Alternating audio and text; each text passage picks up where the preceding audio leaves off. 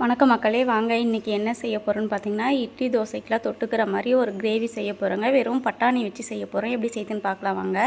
பட்டாணி 8 மணி நேரம் ஊற வச்சு ஒரு 4-5 விசில் விட்டு எடுத்து வச்சுக்கோங்க. இப்போ கடாய் வச்சு எண்ணெய் சேர்த்துக்கங்க. எண்ணெய் காய்ஞ்சதுக்கப்புறமா கொஞ்சமாக கடுகு சீரகம் போட்டு தாளிச்சிக்கின்னு பொடியாக கட் பண்ணி வச்சுருக்கேன் 2 வெங்காயம் சேர்த்துக்குங்க. கூடவே ஒரு தக்காளியும் சேர்த்துக்குங்க. வெங்காயம் தக்காளி நல்லா வதங்கி வரட்டுங்க. கொஞ்சமாக உப்பு, கொஞ்சமாக மஞ்சத்தூள் போட்டு நல்லா வதக்கி விட்டுடுங்க. பாருங்கள், வெங்காயம் தக்காளி சூப்பராக குழஞ்சி வந்துச்சுங்க. இப்போ நம்ம வேக வச்சுருக்க பட்டாணியை சேர்த்துக்கலாங்க.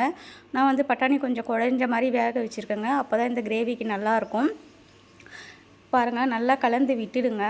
வெங்காயம் தக்காளி மசாலா எல்லாம் ஒட்டி வரணுங்க. கொஞ்சமாக வெறுமிளகாத்தூள் சேர்த்துக்குங்க. கொஞ்சமாக தனியாத்தூள் சேர்த்துக்குங்க. உங்களுக்கு காரம் எந்த அளவு தேவையோ அந்தளவு சேர்த்துக்குங்க. கொஞ்சமாக குழம்பு மிளகாத்தூள் சேர்த்துக்குங்க. சேர்த்து நல்லா கிளறி விட்டுருங்க. இந்த மசாலாலாம் எண்ணெயில் வதங்கும் போது நமக்கு பச்சை வாசனைலாம் போயிடுங்க. அதனால் ரொம்ப நேரம் கொதிக்கணும்னு அவசியம் இல்லை. நமக்கு இது மாதிரி செய்யறதுனால கேஸும் மிச்சமாகும், டைமும் மிச்சமாகுங்க. பாருங்கள், இப்போ பட்டாணி வேக வச்சதுலேருந்து தண்ணி அலசி ஊற்றிக்குங்க.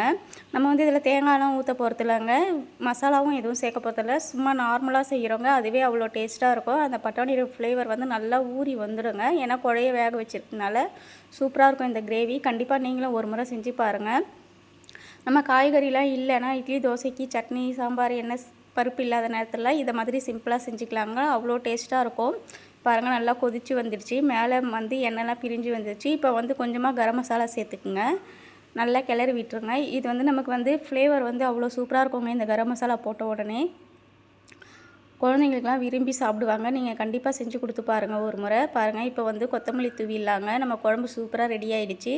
நீங்கள் இது சாதத்தோடும் போட்டு சாப்பிட்லாம். சப்பாத்தி, பூரி, இட்லி, தோசை எதுக்கு வேணாலும் தொட்டு சாப்பிட்லாங்க. அவ்வளோ டேஸ்ட்டாக இருக்கும். சூப்பராக ரெடி ஆகிடுச்சு பாருங்கள். நான் கொஞ்சம் மீடியமாக தான் வச்சுருக்கேன். உங்களுக்கு திக்காக வேணும்னா அரிசி மாவு கொஞ்சமாக 1 ஸ்பூன் அளவு தண்ணியில் கரைச்சி ஊற்றி சேர்த்துக்குங்க.